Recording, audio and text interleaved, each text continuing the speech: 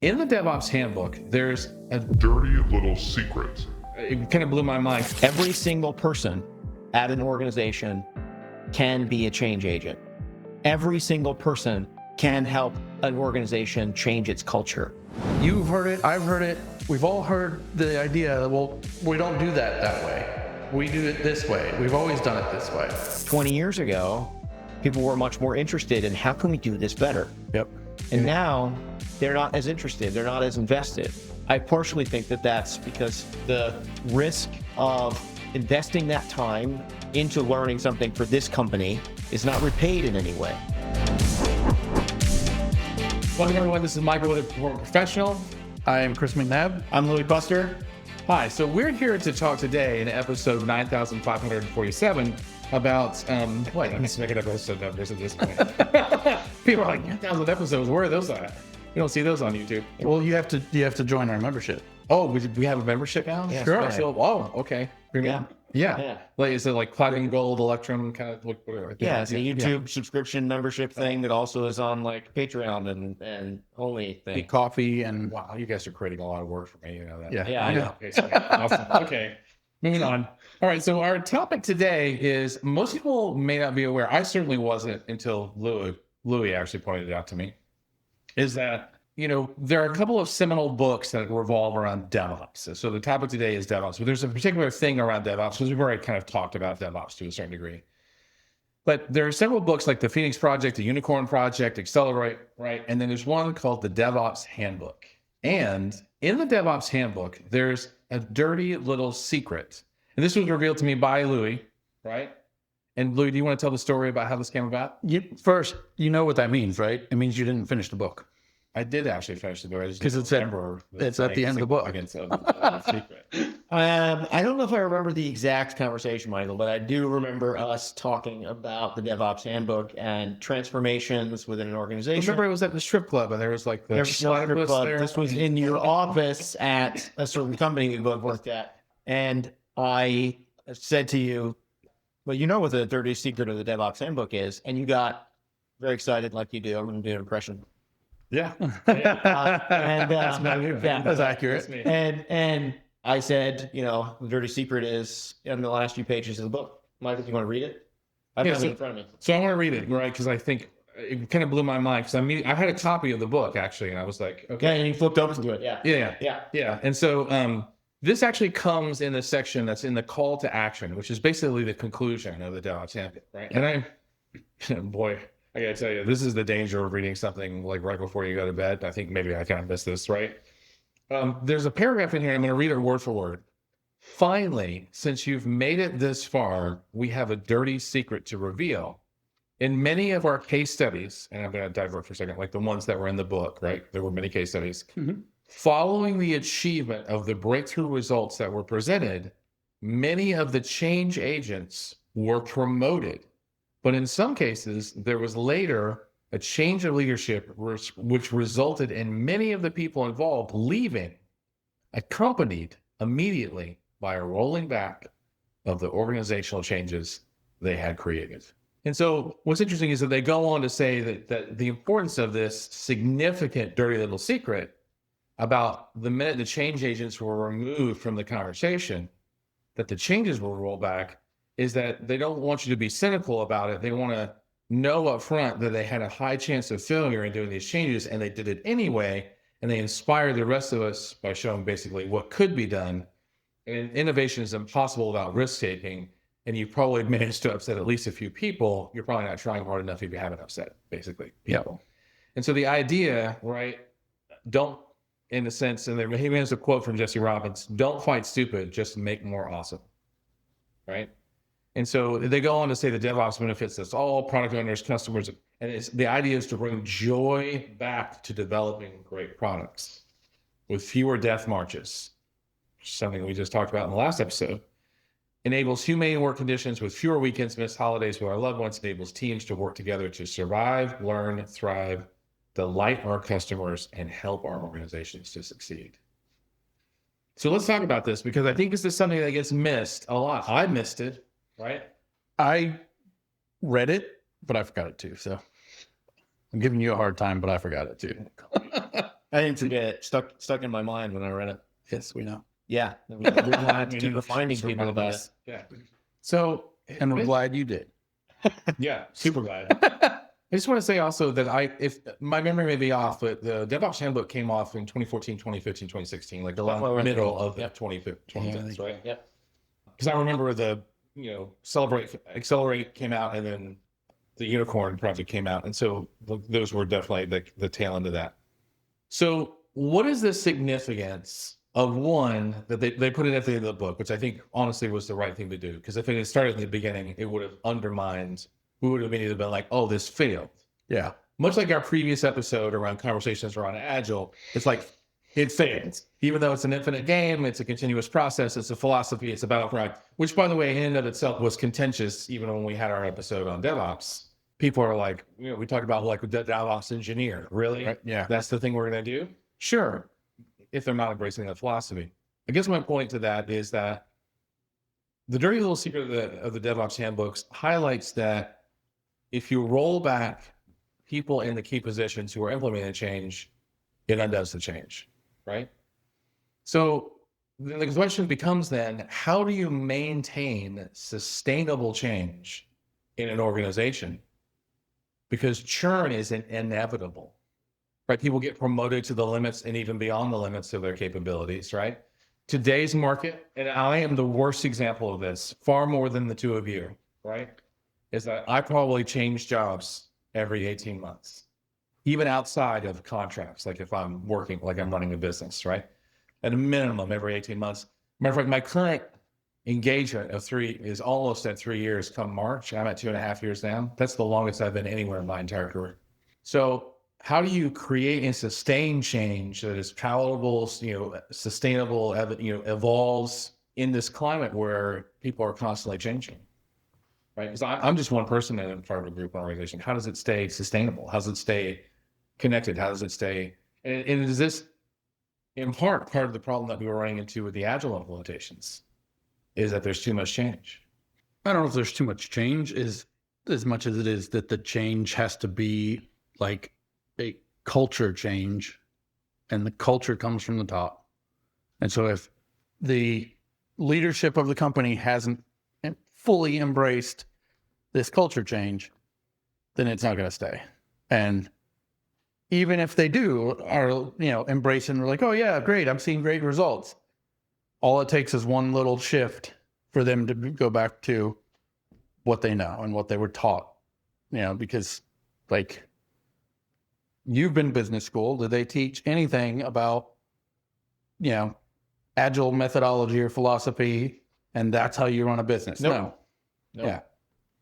Yeah. Then, I mean, you could argue inevitably that almost every business has a software component to their, Now they do, yeah. even if it's marketing, right? Yep. Yeah. Yep. Interesting. More to say, Chris?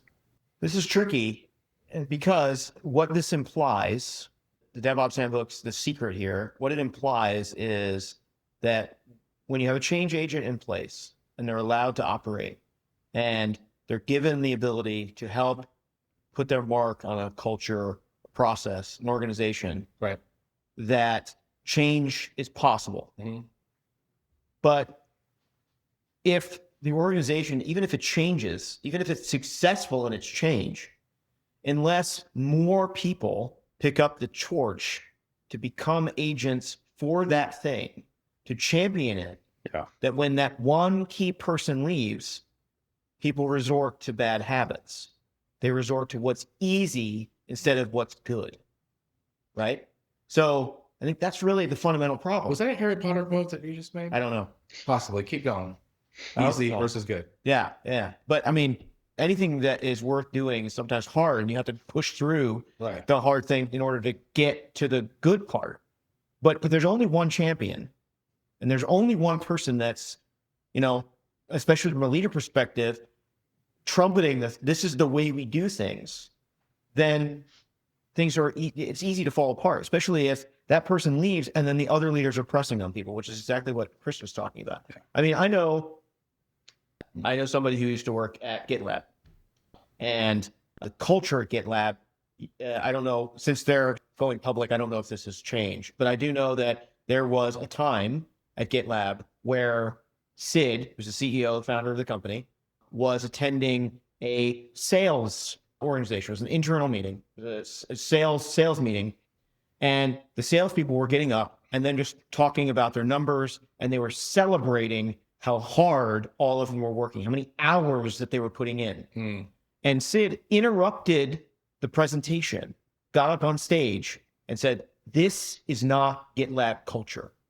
We do not celebrate somebody working so many hours 60, 70, that they aren't living their life."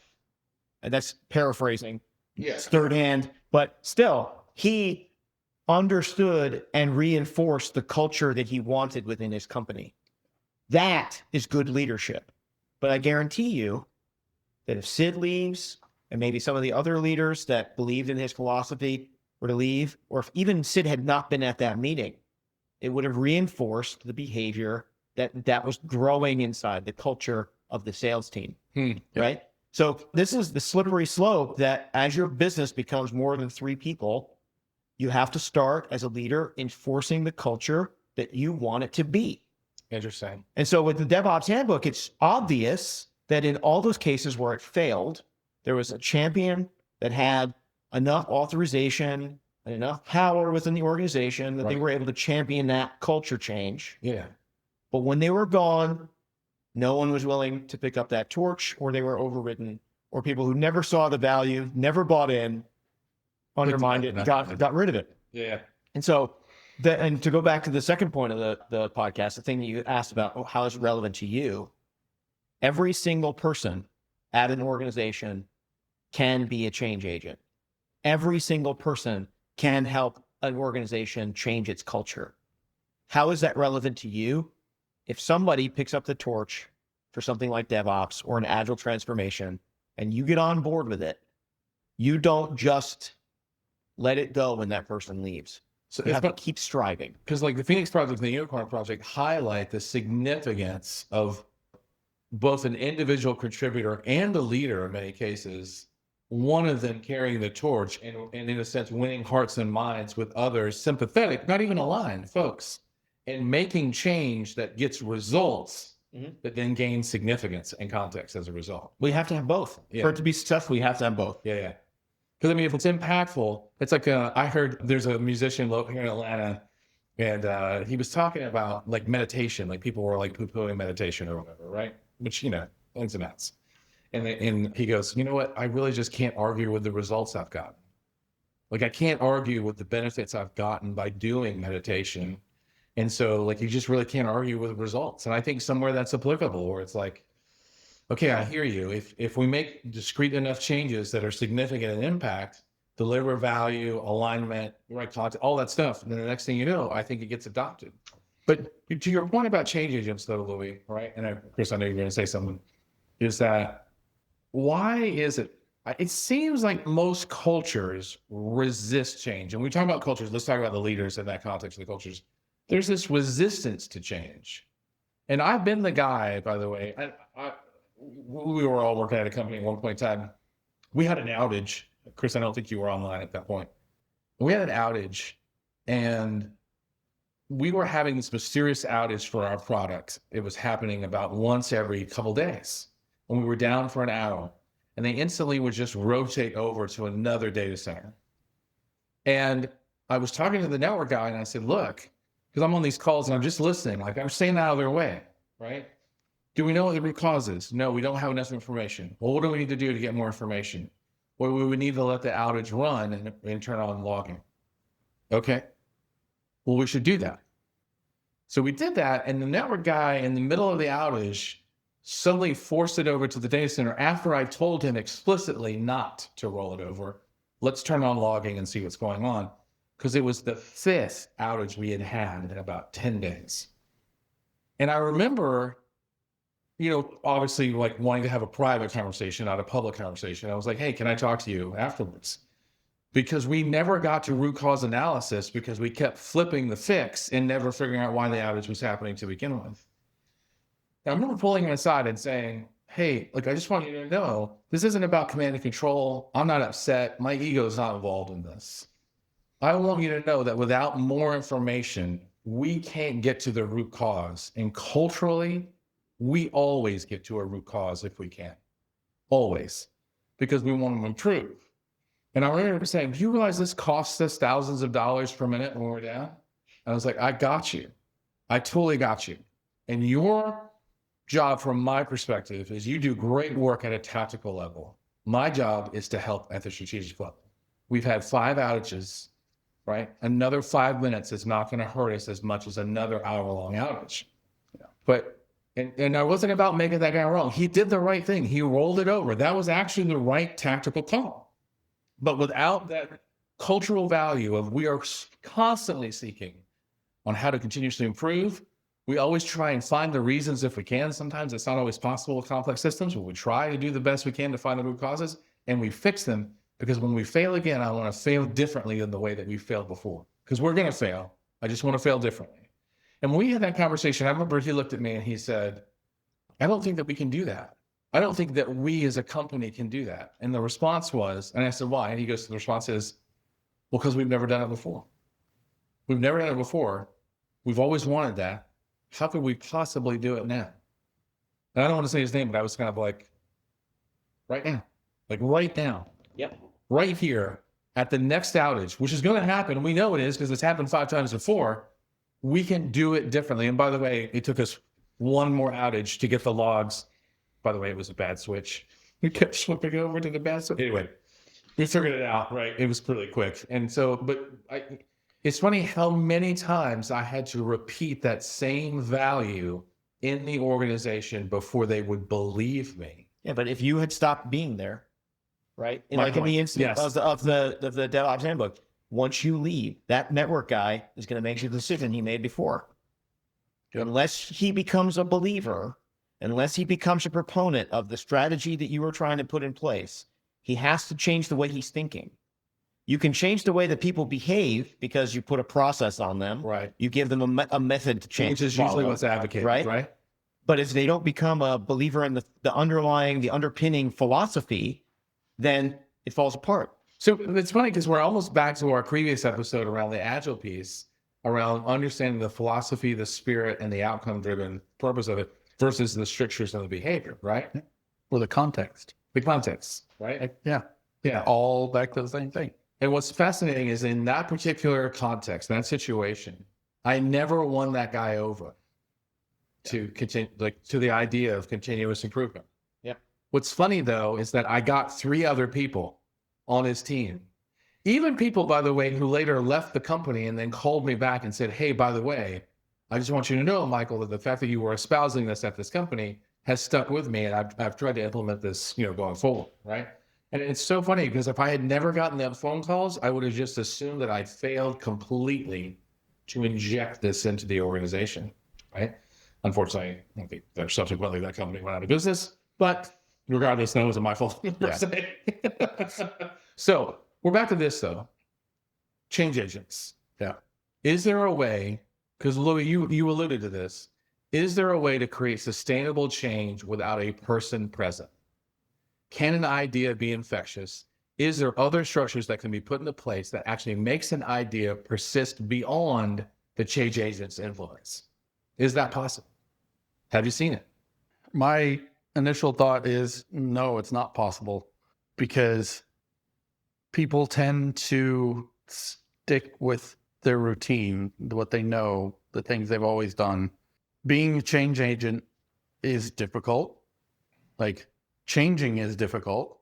And if the cultural change in a company comes from one person, if that person is gone, somebody else has to step up. But like the U.S. Army has a boot camp that actually does leave people changed at the end, does it not? Yes, but the way that it does is by breaking them down Right. and then building them back up the way they want them.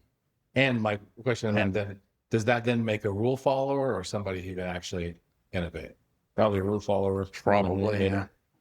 I'm sure there are plenty of military people that will argue with that, but Yeah. Well, I think there's certain types of military people who are definitely innovators, not rule followers, right? But rank and file, I wouldn't argue is the case. So I've seen places implement often what they call transformation offices. So like the person who's in charge of Agile, the person who's in charge of methodologies, the person who's in charge of whatever, they become their own singular office and they watch over everything and try and make sure that everything's staying in the right direction. But it's usually more than one person because they've built a department. So that means if you lose one person, you haven't lost the momentum, and they end up fighting with leadership a lot because leadership is like, but I need bottom line. And these people are like, but we need to do it right. And it creates conflict that usually results in those people leading the company, whether they remove that department because leadership is tired of fighting with them, or those people get tired of fighting with leadership and they find other jobs and they leave. But the way that I've seen it implemented in a way that seems to work the best is through the use of communities of practice or centers of excellence, Right. where instead of building a group of people who are watchdogs over a methodology or philosophy, you instead create a system for continuous improvement of the people involved in the system, guided by or sponsored by people who are the change agents in the first place. But the way that they facilitate it is usually to allow them to talk to each other. So, for example, you'd have a community practice around, we'll say DevOps. Right. And you invite people of all disciplines to come to this community of practice, and they have pointed and productive conversations about methods, implementations, what have you, and everyone learns from each other, but it's guided by the person who's facilitating it, who's usually one of these change agents, who has some knowledge or expertise about the philosophy or methodology and can keep the conversation moving in the right direction, Right. without forcing it to be specifically rote whatever, right? Yeah. So, because if you put a methodology of we have to use these things, we have to have these meetings, Right. et cetera, then all of that discovery and that the emergent design, emergent ideas about how this company could be Suppressed. is suppressed. Yeah. So instead, they just guide them through it. And it's almost like a group therapy session for people who are interested in innovation. I think, however, and this leads us into one of the topics we've already talked about, is Right. that the desire to innovate, the desire to experiment, the desire to advance yourself and your team is limited now. It seemed like 20 years ago, people were much more interested in how can we do this better? Yep. And now they're not as interested. They're not as invested. And I partially think that that's because the risk of investing that time into learning something for this company is not repaid in any way. There's no loyalty from the company to the person if they bring innovative ideas and help to change the way that things exist. They're going to be met with resistance from the organization. So there's not going to be any cultural change. Their ideas are going to be, ignored. Their concerns are going to be completely just unheard. They're never going to get a promotion based on these new ideas. So the way to do that instead is just put your head down, work 80 hours, deliver what's supposed to happen, and then become an architect or a manager or move up the chain that way and eventually be the person who says, no, I don't like your ideas. Yep. And that's a terrible place for us to be in. Yeah. So it's interesting because there seems to be people seemed a little burned out, honestly. And you talked about some of the structures around company loyalty, for example, or I think even some of the root structures, at least again, this is a United States centric perspective, seem to be breaking down. And so this investment in each other it gets weighed now in ways that never happened before. Like helping people, helping each other. People are shocked that I help people with their careers, right? The other day, I was talking to somebody, I said, hey, let's talk. Give me 15 minutes. If you're in this space, I can probably help you. If you're in the other spaces, I can't help you. And they're like, why would you do that? That was the question I got. Why would you do that? It's like, well, why would I not? This is what I do. I love doing this. I want to help, right? This is my mission in life. And so often, more often than not, what are their missions? When I say it's my mission, it's something that I derive immense joy from. I enjoy it. It's satisfying. Yeah. I hope it's not feeling some pathological thing, but maybe it is. And if it's positive and consensual, maybe it doesn't matter, right? That's not right? But I guess the point being is that they were shocked. They were like, why would you help me? I can't pay you. And I was like, I don't need, we'll just talk. It's a conversation. It's like, but you're 30 years into your career. And I was like, yeah, but like your time is really valuable. It's like, you're not really selling this for me. You know? Like, I gotcha. You don't need to convince me. I'm in, right? But I think that response was not atypical from the responses I do get from people, whether it's on Discord or in person or on LinkedIn, or even I gave a public talk at KubeCon last year. And I said, look, if you're in a university and you need help with your curriculum, come talk to me. I will help you for free, right? I will help you guide your curriculum to something that is real world usable. I don't care if it's Kubernetes, AWS, I don't like technology, it doesn't matter. Just come talk to me. And the response I got was like, some people took my contact information, but nobody called me. So I called one of them and said, hey, and they're like, well, we engaged with this firm and then paid and all this other stuff. And it was a little bit like, well, because you were free, I wasn't going to use you. Yep. And to go back to this, most people go and change something, I think, because they're passionate about it. The case studies that are in the DevOps Handbook are people well before DevOps actually was established as a thing. Yep. And they're in there saying, man, there's got to be a better way to do this that like makes work-life balance better. The very joy statement in the whole thing. And that leads me to the question is that, why are we not aggressively chasing joy anymore? I mean, honestly, even back then, I don't think everybody was. Like, that's a big part of it is you've heard it, I've heard it. We've all heard the idea, well, we don't do that way. We do it this way. We've always done it this way. And there's just no desire to consider that something else might be better. Right. And without that drive to find something better, to improve, and I don't care. Yeah, it works. Fine. It works. It could work nearly 100% of the time, that whatever process they have. That doesn't mean there's not a better way. Right. And people just don't think that way in general. I think that's why change it? Like, why would we change it? Right. That's the normal idea behind it, I think, is it works, why change it? And, the answer could be, well, because there's, 5 other ways that are actually better. Or it could be because without exploring any other ways, you don't know that your way is already the best. I like that one too, actually. I think that's also good, right? It's like, you're not actually looking. How do you know that there isn't a better way to do the thing that you're doing that's like quicker, higher quality, more security, better, more joy? Like, we don't even know until we look at it, because like, we've had these discussions and we've been in places where where someone's like, well, I think Kubernetes is going to fundamentally change how we do business. And it's like, no. No. Let's go culture, people, process, technology. We're down here, business up here. Yeah. And it's like, I think that that resistance also, and Louis, you've touched on this quite a bit, it's not just that we're burned out. It's not just that we're seeking safety. In many cases, a lot of these companies that we've seen feel dangerous. There's a lack of psychological safety. So back to your whole statement about culture, we're still back on the culture thing, right? If your culture doesn't allow for experimentation or examination or improvement, I feel like that you have undercut, you have lost so much in your company when you do not allow your workers to feel safe. So much lost there. And I think then change becomes remarkably unsustainable, because you can't make any changes because it just feels like, oh, well, it's just going to run into a wall, right? It's not safe. I'm going to get punished. So that's one thing I think must be removed from an organization if you want sustainable active change, is there must be a certain measure of safety in the organization.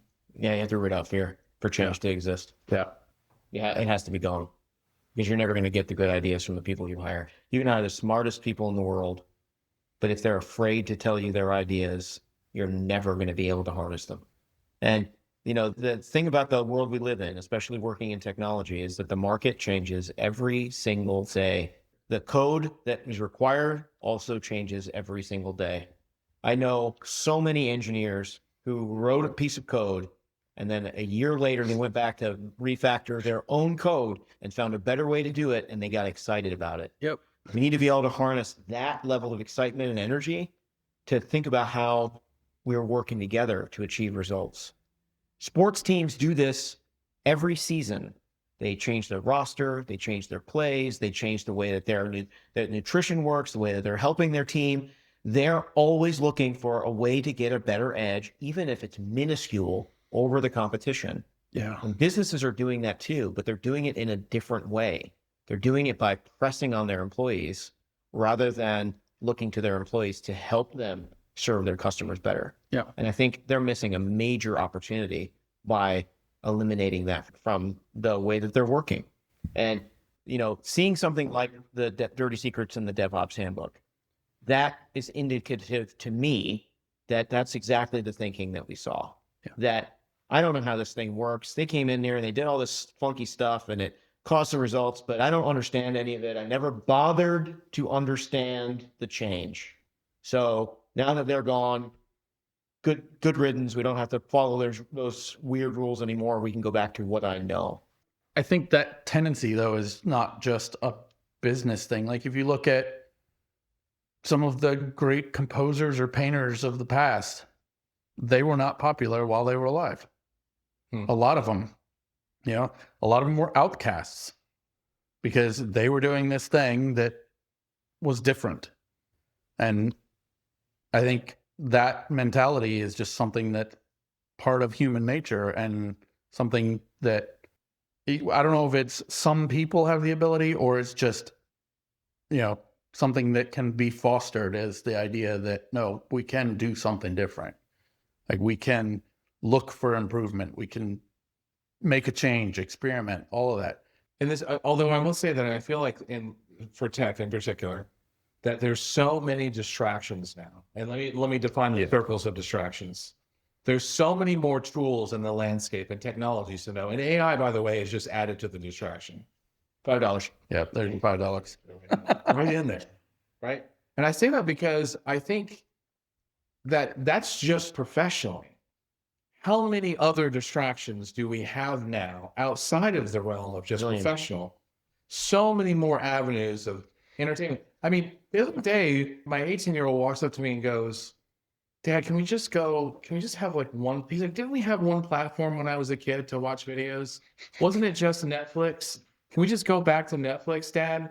I was like, well, you're watching this and it's on Hulu. And he was like, oh. And then he wanted to watch like this thing on Disney. And he was like, so we can do that. And he's like, and I was like, how many platforms are we paying for? I was like, well, we try to cancel them. We're not using them anymore. Yeah. But, it ended up being like 4 or 5 platforms active at any given time. I saw an article titled the other day talking about, the streaming war is finished and piracy has won. Because we're right back to the same thing where they're trying to control everything and there's too many streaming options. Those people are just like, you know what, never mind. Well, I think what I'm saying there, though, and relevant to that, is that it's like walking in the cereal aisle and you realize there's a million choices and all you wanted was granola, right? And I think studies have shown time and time again that too much choice leads to this kind of cognitive overload, right? And so I think somewhere where there's this over-indexing, this lionization of like simplify, or even the argument that I get from some people where I'm like, okay, you're a developer. I'm going to give you a self-service platform that's going to take care of all of the infrastructure for you and all of the CI/CD pipelines. And all you're going to do is work on code. And they're like, I'm not going to get control of the rest of I'm not going to be able to influence. And I'm like, okay, but I'm going to allow you to do nothing but focus on the 15 code tools you already have instead of the additional 15 that I have over an infrastructure. Are we not happy with that? But there's almost like we're trained to not focus, to not lean in, to not. And so it's interesting because it's this really interesting dichotomy. On the one hand, we're saying that we're seeing more burnout and more inertia than we've ever seen because of all the variety.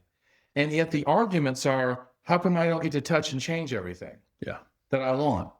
The generalist standpoint has gotten bigger than ever. So when we talk about the context of that change agent role in the DevOps Handbook, it's interesting because in 2025, we're in this kind of place where people are more resistant to change than ever, and yet seem to be consuming more change than I've ever seen just professionally, not even including all the other stuff. And so the question then becomes, does this have like a boiling point? Or how does this get resolved? Because it seems like now things are a little bit more fragile than they have ever been. Job market's fragile, tech seems more fragile, more tools than we've ever had. We're not sure where AI is going to take us. Chink, $5, right? We don't know what's going to take us, right? So it's going to be interesting to see what the next few years brings, because just like the context of change agents, I find myself expecting two paths here. One is reactionary. We back away from the whole thing. We go back to the way things were to a certain degree. Things get dumped. People are resistant to taking in new information. Everything locks down and shuts down. We go back, and I don't mean this politically, just to a conservative approach to things. And the other one is there's a doubling down on the chaos. And that's the one I'm actually afraid of. Where we just had a long episode about deterministic versus probabilistic, about the breakdowns of structures, about culture as a foundation over technology as a foundation. That's the one that I'm actually scared of, where the chaos accelerates until we hit a breaking point. And then what happens? Well, you'd be surprised how many company founders, CEOs, and to some extent, salespeople all say, whether this is true or not, that they thrive in chaos. Right. So if they are driving that, right, they don't want predictability, they don't want sustainability, they want to chase finite capital gains and finite, we're talking about the finite versus the infinite game, right? Finite chasing of the next dopamine hit of making a big sale, whether or not their product or their people can actually deliver it. That is real maddening chaos. But look, that's already happening. Are we change agents at that point, or are we addicts? I don't know. I mean, I think that a lot of founders and a lot of salespeople and a lot of marketers, frankly, are chasing the high of their thing blown up, right? Yep. Whether or not that means they're actually providing any value, I don't know if that matters. And at that point, we're just stock traders, right? That it's not about what the product can actually do; it's how it's perceived in the marketplace. It's confident. Yeah. Right. So we need to come back to real value for real customers being delivered by real teams of people who are aligned to deliver that value. And that can be chaos. I mean, Spotify's transition, and that we've all talked about as far as their methodology and the way that they came about doing things that a lot of people tried to model, was born out of absolute maddening chaos. Right. All the guilds and tribes and all the stuff that they set up was a way of trying codifying their insanity, and it worked. And I've heard back in the old days that Valve, the company that owns Steam, they didn't have dedicated teams. They had people, they had desks that all had wheels, and they would move them around, move desks together just to work on whatever the hell they wanted to at the time that they wanted to work on it. So if you can harness the chaos, that's great. But the fact of the matter is that the delivery of value needs to be something your customers both need and can realize. If it's just chaos for chaos sake, and it's just a shiny veneer, then that's a horrible place that we don't want to be. Yeah. And I'm not so sure that I believe anybody that says they thrive in chaos.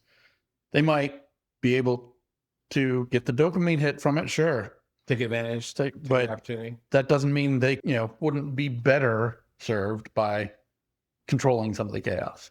Yeah, that's a hard one, actually. But most of the people I know that say that they control the chaos, they either get into the chaos, get their hit from it, like get the deal signed, and then they leave, leaving a mess for everybody else. Yeah. Or they get really excited about being able to yell at people, and so they come into chaos thinking that they're bringing organization, but all they're really doing is bullying a bunch of people that they think are not actually doing the work that they should be doing. And that isn't helpful either. So finding a sustainable pace to deliver value. If I'm looking at DevOps Handbook, if I'm looking at methodologies and philosophies around running businesses to deliver value, what we've been talking about with DevOps in particular, the examples in the Phoenix Project and the DevOps Handbook is all about delivering a cadence of sustainable value to your customer in a system that might be organic, but allows for you to have fearless feedback between departments, between customers, between leadership, but it's all driven by the culture of your organization. And so if that isn't sustainable, then no matter what method you put on it, won't be sustainable either. It'll mutate into something else. So I guess that leads me back to the beginning, in the sense of that they were arguing that the conclusion we should draw basically is two things: that change is hard, Mhm. and that people will revert without a consistent influence to sustain and perpetuate that change that has been made. Yep. And then that is not, there's nothing evil or bad about it other than just the base facets of human nature. I think the other conclusion I'm left with based on this conversation is that focus on what matters. Focus. Like that attention, which by the way, there's, the GPTs and everything that we're using now. I don't know if you know this, there's a paper called Attention is All You Need. That was the foundation for how GPTs and the rest of these people, AI basically evolved. It was a pivotal, groundbreaking paper, which I find hugely ironic. Attention is all you need, because I think when we talk about focus, having the ability to ignore and cut through the noise, cut through the shade, get to the signal, and this, whether the signal is customer value, living in alignment with your values, creating a cultural battle cry that is sustainable and engaging and meaningful. I think all of that, I think that's the second conclusion I left with is that when I read the DevOps Handbook years ago, it's like, okay, change is hard. It has to have constant reinforcement. And I think in 2025, the thing that I would add is that focus is more important now than it's ever been. The ability to focus on what's important and stay consistent with it. So I also think its focus is more out of reach than ever. There's so many distractions from, different tools, as you were talking about, to our phones being in our hands all the time, to whatever horrible news story is out there. Like, it's just constant. Well, also multitasking, which is really a myth. Your productivity goes down when you try and multitask. Yeah. And if you think that it doesn't, Yeah. that is almost required in many workplaces in order to get anything done. Yep. Because you have Slack open, you're writing code or doing something, and people are constantly pinging you, and you're getting pulled off to be an emergency, but you can't lose track of the thing you're supposed to deliver that day, so Yep. you can report on its progress. recontextualize. And like all of that, it tears at this too. We're talking about focus. So then it sounds like you agree that focus would be an extremely important aspect of Yeah. this whole thing. Yep. I want to call the episode there if that's okay, unless you have other thoughts you want to add. No. Otherwise, I just want to throw this out there is that, we definitely should talk more about culture as the powerhouse of this whole thing. So I think that would be the next thing to talk about. Yep. Gentlemen, I appreciate it. Thank you as always. Yeah. Let's do the next one. See?